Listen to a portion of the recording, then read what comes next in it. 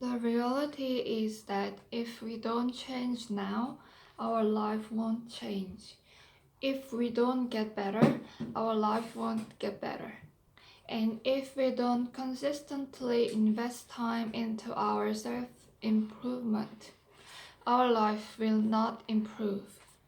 Yet, most of us wake up every day and stay the same. I think you want more for your life. I know I do. If you're being completely honest with yourself, you truly want to live an extraordinary life. That doesn't necessarily mean being rich or famous. Everyone's dream is different. What it does mean is living your definition of an extraordinary life. A life where you get to call the shots and live life on your terms with the freedom to do, be, and have everything you've ever wanted for your life. No excuses, no regrets, just an incredible, meaningful, and exciting life. As stated so truthfully by best-selling author Robin Sharma, one of the saddest things in life is to get to the end and look back in regret, knowing that you could have been, done, and had so much more. While this is the self-imposed fate of the masses, it absolutely does not have to be yours. Today, you can draw your line in the sand. You can decide that mediocrity is no longer acceptable for you.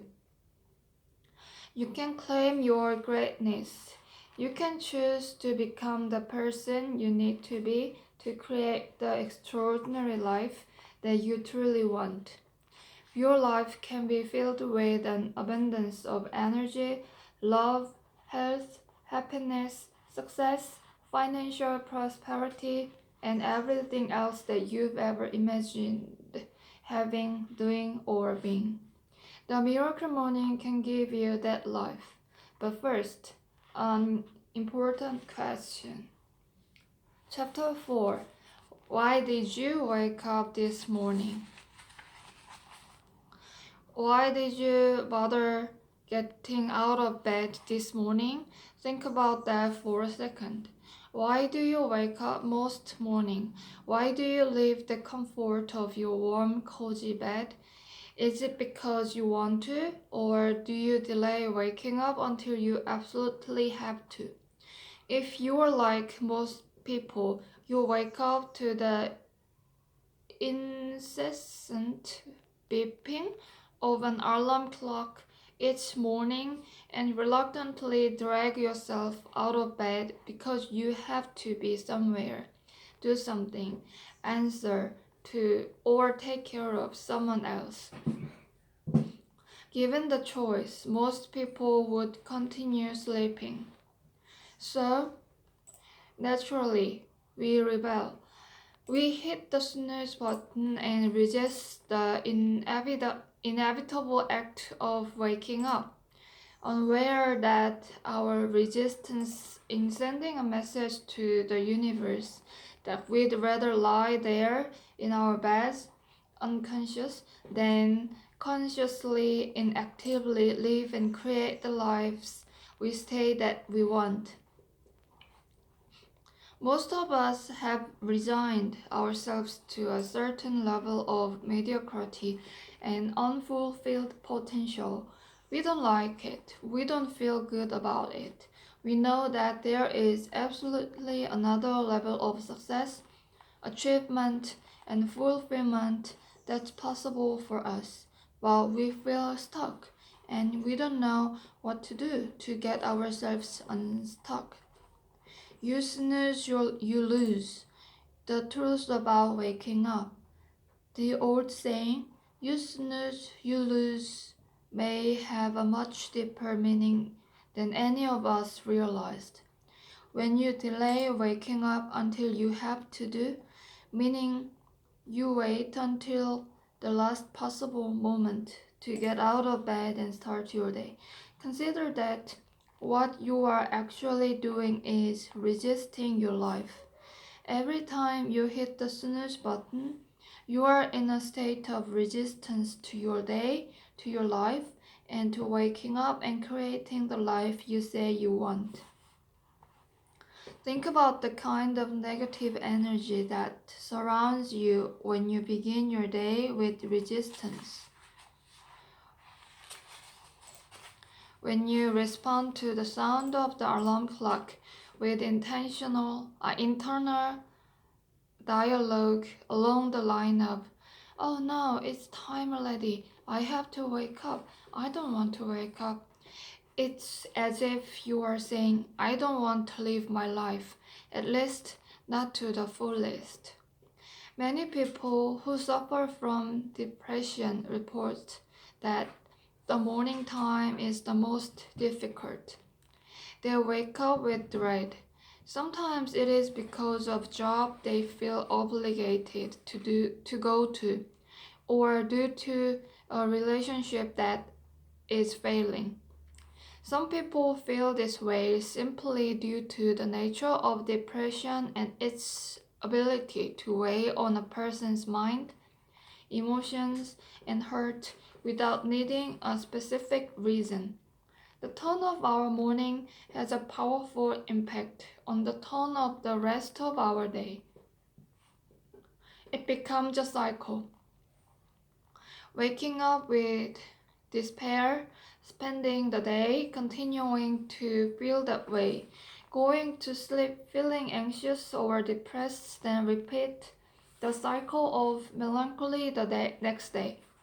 Not only are people missing out on the abundance of clarity, energy, motivation, and personal power that comes from waking up each day on purpose, but their resistance to this inevitable daily act is a defiant statement to the universe that they would rather lie in bed unconscious than to create and live the life they desire.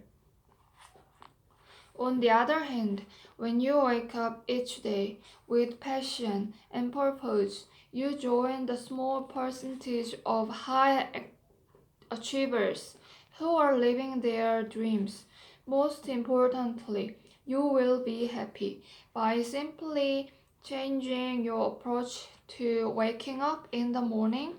You will literally change everything. You don't take my word for it. Trust these famous early risers: Oprah Winfrey, Tony Robbins, Bill Gates, Howard Schultz, Deepak Chopra, Wayne Dyer, Thomas Jefferson, Benjamin Franklin, Albert Einstein, Aristotle, and far too many more to list here. No one ever taught us that by learning how to consciously set our intention to wake up each morning with a genuine desire, even enthusiasm to do so, we can change our entire lives. If you are just snoozing every day until the last possible moment you have to head off to work, show up for school, or take care of your family, and then coming home and zoning out in front of the television until you go to bed. This used to be my daily routine. I've got to ask you, when are you going to develop yourself into the person you need to be to create the levels of health, wealth, happiness, success, and freedom that you truly want and deserve? When are you going to actually live your life instead of numbling going through the motions, looking for every possible distraction to escape reality? What if your reality, your life, could finally be something that you can't wait to be cautious for? There is no better day than today for us to give up who we've been for who we can become, and upgrade the life we've been living for the one we really want. There is no better book than the one you are holding in your hands to show you how to become the person you need to be, who is capable of quickly attracting, creating, and sustaining the life you have always wanted. How much sleep do we really need? The first thing experts will tell you about how many hours of sleep we need is that there is no magic number. The amount of sleep that is ideal varies for every individual and is influenced by factors such as age, genetics, overall health, how much exercise a person gets, and many others. While you may be at your absolute best sleeping 7 hours a night, someone else may clearly need 9 hours to have a happy, productive life. According to the National Sleep Foundation, some research has found that long sleep durations are also associated with increased morbidity, illness accidents, and even mortality. This research also found that variables such as depression were significantly associated with long sleep. Since there is such a wide variety of opposing evidence from countless studies and experts, and since the amount of sleep needed varies from person to person, I'm not going to attempt to make a case that there is one right approach to sleep. Instead, I share my own real-world results from personal experience and experimentation and from studying the sleep habits of some of the greatest minds in history. I warn you, some of this may be somewhat controversial. How to wake up with more energy or on less sleep?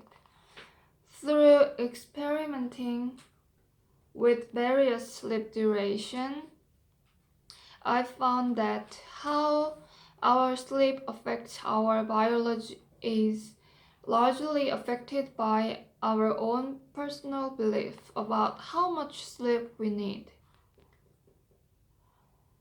In other words, how we feel when we wake up in the morning, and this is a very important distinction, is not solely based on how many hours of sleep we got, but significantly impacted by how we told ourselves we were going to feel when we wake up.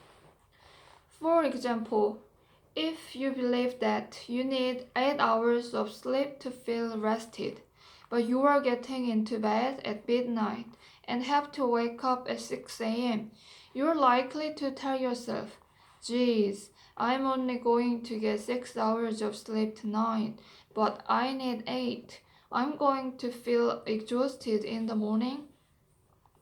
Then, what happens as soon as your alarm clock goes off and you open your eyes and you realize it's time to wake up? What's the first thought that you think? It's the same thought you had before bed. Geez, I only got 6 hours of sleep. I feel exhausted. It's a self-fulfilling, self-sabotaging prophecy. If you tell yourself you are going to feel tired in the morning, then you are absolutely going to feel tired. If you believe that you need 8 hours to feel rested, then you are not going to feel rested on anything less. But what if you change your beliefs? The mind-body connection is a powerful thing, and I believe we must take responsibility for every aspect of our lives, including the power to wake up every day feeling energized, regardless of how many hours of sleep we get. I've experimented with various duration of sleep. from as little as 4 hours to as many as 9. The other variable in my experimentation was actively telling myself how I was going to feel in the morning based on the amount of hours I slept. First, I tried each duration of sleep, telling myself before bed that I was not getting enough sleep and that I was going to feel exhausted in the morning.